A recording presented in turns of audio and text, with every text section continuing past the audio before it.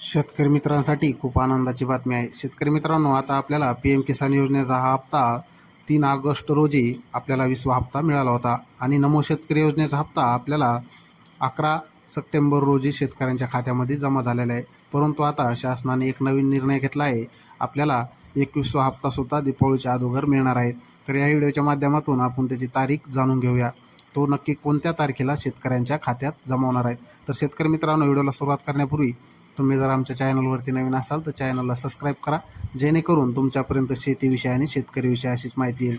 व्हिडिओला शेअर करायला विसरू नका, इतर शेतकऱ्यांपर्यंत तो नक्की पोहोचवा। तर शेतकरी मित्रांनो, आता आपल्याला PM किसानचा 21वा हप्ता हा दीपावलीच्या अगोदर शेतकऱ्यांच्या खात्यात वितरित केला जाणार आहे। तर त्यामध्ये शेतकऱ्यांना दीपावलीच्या अगोदर 5 दिवसांनी शेतकऱ्याच्या खात्यामध्ये PM किसान योजनेचा 21व्या हप्त्याची रक्कम शेतकऱ्यांच्या खात्यामध्ये आधार DBTद्वारे जमा करण्यात येणार आहे। तर शेतकरी मित्रांनो, अशा पद्धतीने आता शेतकऱ्यांना PM किसान योजनेचा 21वा हप्ता जमा होईल। अनेक माहितीसाठी कृषीप्रधान यूट्यूब चॅनलला सबस्क्राईब करायला विसरू नका। धन्यवाद।